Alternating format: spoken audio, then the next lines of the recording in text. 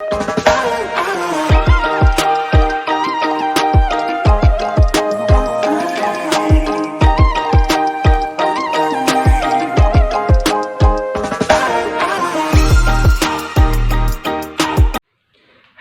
Hello buhay! Welcome to my vlog! It's me, January Lee, and I'm one of Kapampangan Camera Vlogger. And thank you so much po mga kapatid sa lahat po ng mga nagsusubscribe, nagla-like and nag-share ng aking YouTube vlog. Thank you so much din po sa lahat po ng mga nag-add sa akin sa Facebook, nagpa-follow sa aking Instagram and to my Twitter account. Thank you so much po.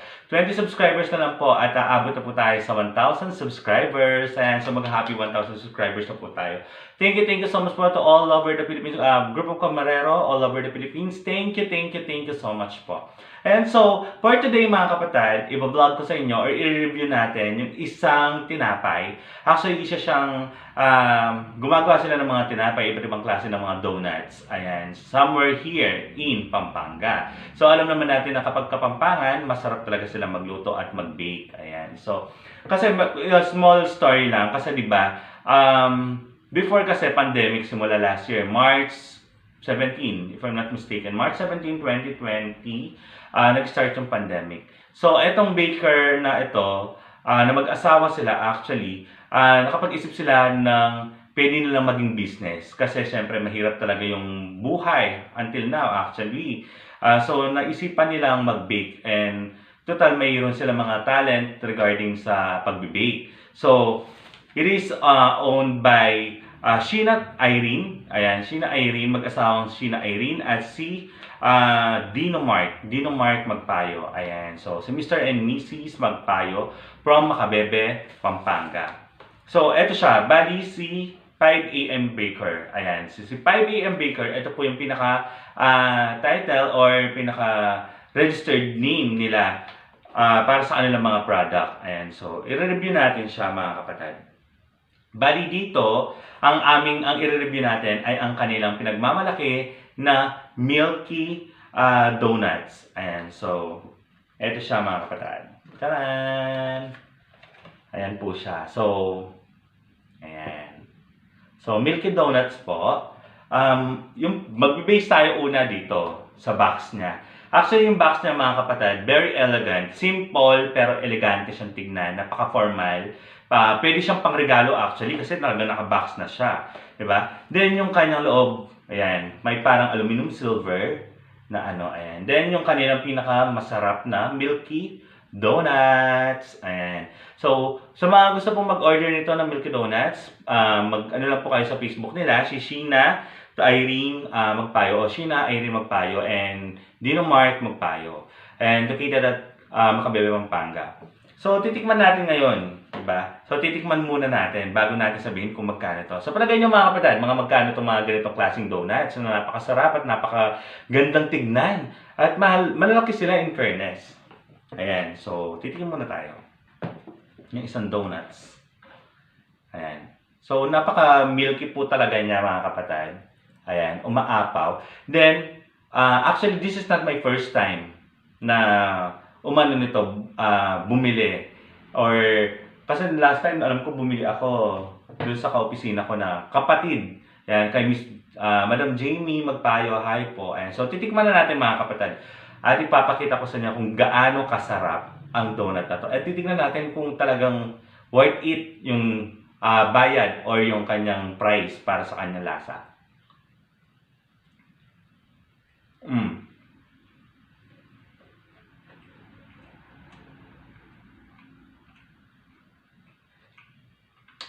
Ayan. Paano po siya? Sorry malambot. Tapos talagang may milk pa siya sa loob. Take note, kahit may milk po siya sa loob, tapos may milk din siya sa labas, kasi kaya Milky Donuts yung kanyang pinaka-pangalan. Pero, hindi siya nakakaumay tulad ng ibang mga donuts. Actually, wala pa akong nakain ng Milky Donuts or wala pa akong nakita nagbebenta ng ganito. Somewhere in SM or other malls, wala pa. So, sa kanila ko lang nakita to. Then, pwede rin po magpa-additional na mga milky, mga milk powder. Ayan, kung gusto po ninyo. Masarap siya, may milk siya sa loob. Ayan. Sarap po siya.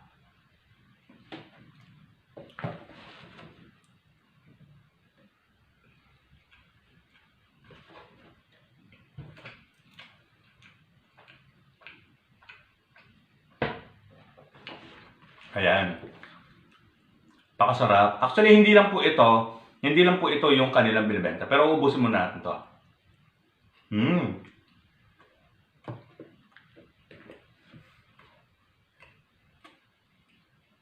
Sarap. Wala masabi. Masarap po sa mga kapatid. Ayan. Wait lang.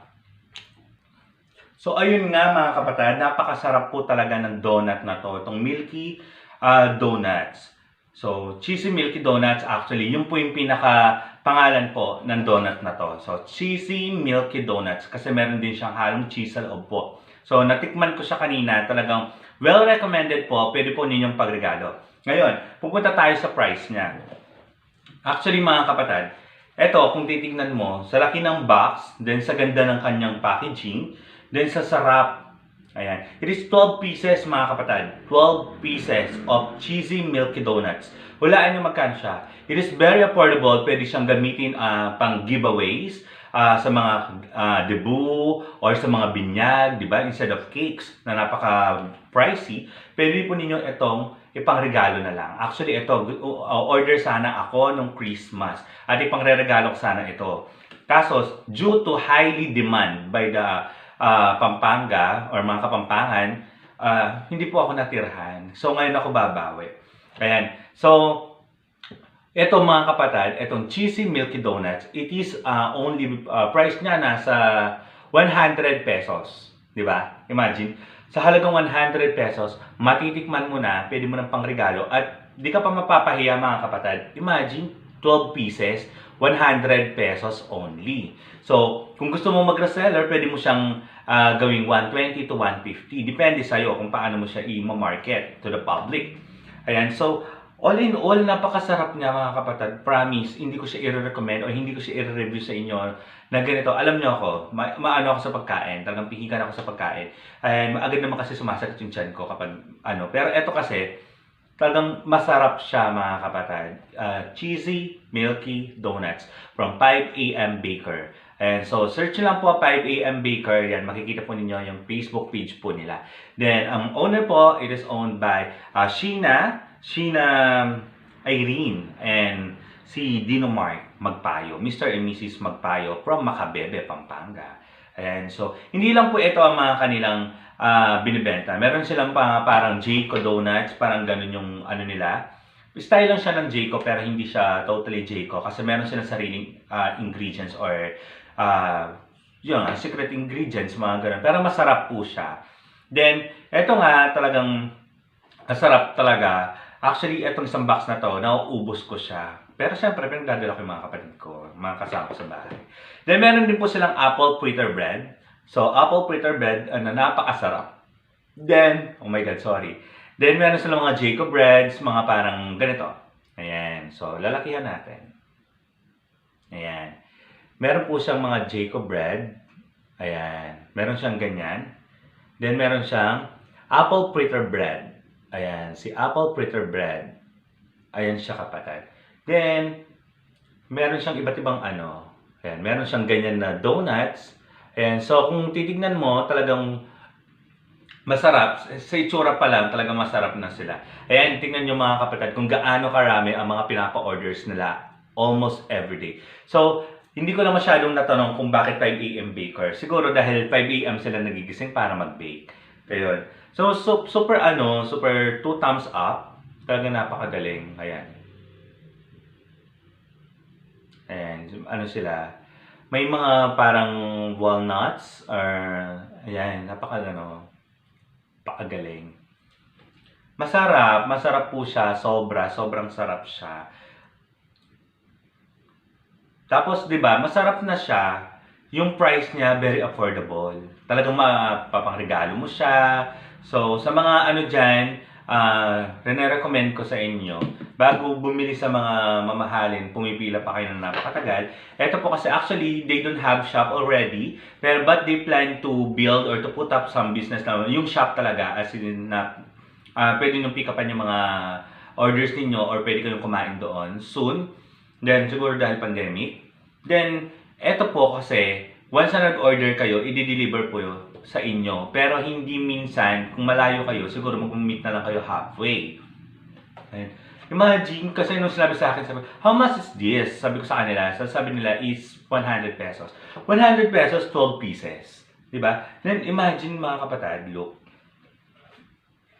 Diba? Sumasama sa, imagine ganyan siya kalaki. Ayan. So, ganyan siya kalaki. Talagang cheesy milk donuts. Pakasarap niya. Sarap siya. Kailangan kong ilik yung finger ko kasi nga, hindi under si Ivan. Yung phone kong isa, di under mga kapatid. So, napakasarap. Iba yung gatas na ginamit. Hindi siya gatas na nabibili lang sa mall. Parang talaga, for bakers talaga, yung mga ganun, gatas niya. So, sarap. 2 thumbs, hindi na siya 2 thumbs up. Talagang siguro kung star, bibigyan natin siya ng 5 star. Ayan. So, 5 AM Baker by Yon and Colleen. Like our page at or contact us. Ayan. Thank you. Ayan. So, i-flash ko rin po dito yung contact number nila para po makita ninyo or makapag-order po kayo ng mga ng mga bread. So, more on donuts po tayo. Then, gumagawa rin sila, alam ko, yung parang cheesy caramel na Let me check. Ito, may ginagawa silang ganito. I don't know what is this. Para siyang creamy leche flan na para siyang ayan. Kita nyo mga kapatid? Ayan. Ganyan siya. Para siyang leche flan. Ayan. Then, meron din po pala silang Al Capone White Chocolate Loaf. And it is cost, price niya is 150 pesos. Look at this one. Ayan. So, yung isang ganyan po, para siyang banana loaf, pero meron siya, yung tawag nila is Al Capone. Al Capone White Chocolate Loaf.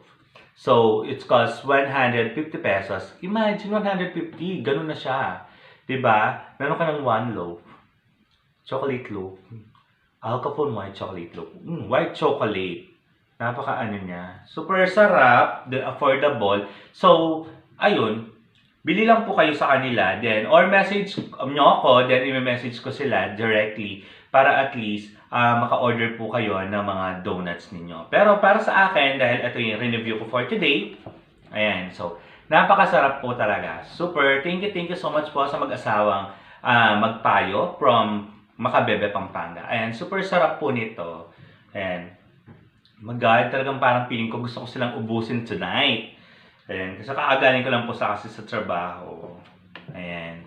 So, meron ako nito 2 box. Ayan, 2 box yung nandito ko ngayon. Sarap. And so, thank you so much po. Then, abangan niyo po ako sa susunod kong vlogs. Papakita ko po sa inyo kung ano yung mga ibang preparation natin para sa Holy Week. And subscribe po kayo always sa akin. Then, follow me to my Instagram, to my Twitter account. It's Jessie Samson, JATSSIE, Then, follow me, add me to my Facebook account each January. Ayan. Thank you so much po. Then, abangan po ninyo, i-vlog po natin yung iba po nilang product by 5 AM Baker. Ayan po. So, always remember, 5 AM Baker. 5 then AM Baker. Ayan. So, follow po ninyo sila sa Facebook page po nila para makita po ninyo yung iba-iba pa nilang mga tawag dito, mga iba-iba pa nilang mga binibake na donuts and other breads. Ayan. So, thank you so much po sa pagsubaybay, sa panood, sa pagnood dito sa aking YouTube channel. Ayan, medyo nabubulol na ako dahil gusto ko na kumain ng cheesy milk donuts. Ayan, thank you so much po to all camareros all over the Philippines. Thank you so much po. Na-appreciate ko po sobrang na-appreciate ko. Buong puso po akong nagpapasalamat sa lahat po ng mga sumusuporta sa akin at naniniwala at patuloy na nagmamahal sa akin. Every time na nag-vlog ako, always nakikita ko kung sino-sino po ang mga nagko-comment na kung sino na unang nag-comment or kung sino unang nanood. Thank you so much po. Ayan, sa lahat po ng mga kabataan dito sa ating sa bansang Pilipinas. Ayan. So, thank you so much po. Ingat po always and God bless us all. Bye-bye!